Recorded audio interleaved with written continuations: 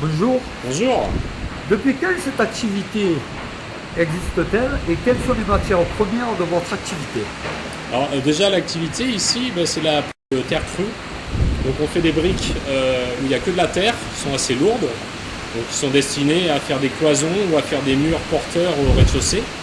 On fait aussi des briques de terre allégées pour faire des cloisons dans les étages, parce que plus on monte dans les étages, plus il faut que le matériau soit léger. Et on fait aussi des enduits en terre, donc pour mettre sur les briques allégées à l'intérieur des maisons.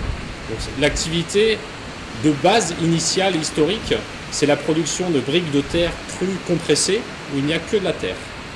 Donc l'activité, elle a démarré, l'association a 20 ans, l'activité des briques, elle a commencé il y a 10 à 15 ans, je crois à peu près. Moi, j'étais pas là à l'époque. Et l'idée globale, c'était de construire des pavillons dans lesquels les gens allaient habiter et de faire produire les matériaux et construire les pavillons par ces personnes. Donc des personnes en difficulté accueillies par l'association. Donc l'activité a démarré par ce biais-là. Elle s'est arrêtée une fois que les pavillons ont été construits et que les gens ont pu y habiter. Et elle a repris depuis 2007, donc ça fait 6 ans, avec l'appui du parc du Luberon, qui a aidé financièrement pour relancer la production des matériaux. Et cette fois-ci, les matériaux ont été destinés à la commercialisation à l'extérieur de l'association. Donc la production reste assez modeste, on fait 15 à 20 000 briques compressées, c'est la technique, par an. Donc ça ne permet pas de faire des dizaines de milliers de maisons, mais bon, on agit à notre échelle. Et on vend les briques à l'extérieur, soit des particuliers en direct, soit à un revendeur de matériaux pour les clients qui seraient trop éloignés de Cavaillon et pour qui on ne pourrait pas organiser la livraison. Ou voilà. Donc vous avez vos travaux un peu devant vous, que je vais regarder un peu de plus près. Voilà, mais ça c'est les briques allégées avec la paille. Donc on fait ça uniquement depuis l'an dernier. Donc on est encore en train de roder la production.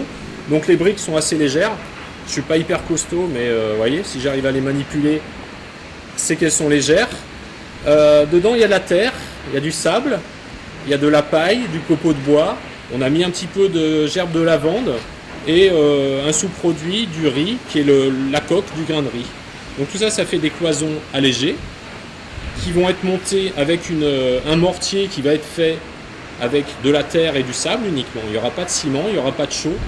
On essaie d'en mettre le moins possible parce que pour les produire, il faut chauffer et chauffer énormément des matériaux et que brûler une roche à plus de 1000 degrés, ça consomme énormément d'énergie. Donc pour ne pas gaspiller, on essaie de ne pas l'utiliser. Donc sur un usage pour des cloisons, ça fonctionne très bien.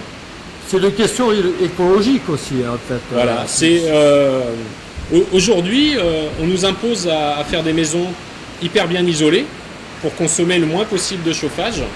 Par contre, ce qui est oublié, c'est qu'on a le droit de mettre en œuvre des matériaux qui ont été très gourmands en énergie pour leur fabrication et qui poseront des problèmes de recyclage une fois qu'on détruira la maison.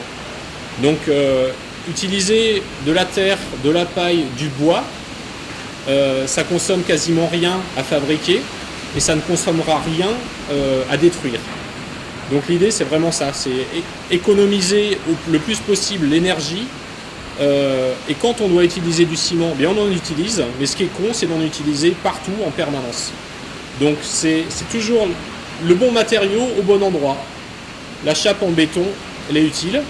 Par contre, faire tout le reste de la maison en béton, ça ne sert à rien. Donc c'est là où on peut utiliser des briques de terre, on peut utiliser d'autres techniques qui ne sont pas des briques, mais en restant dans les matériaux écologiques.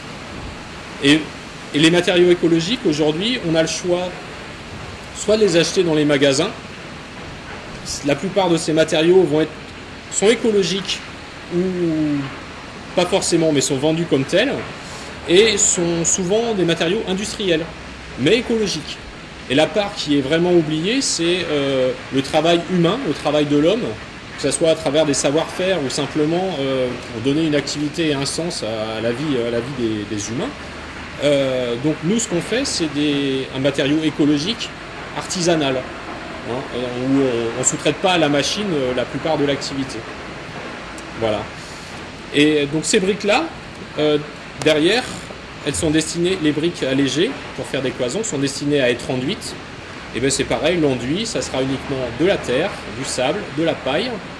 Et pour durcir ces enduits, parce que les enfants vont toujours avoir envie de gratter par exemple, eh bien on va utiliser une petite stratégie qui consomme très peu d'énergie.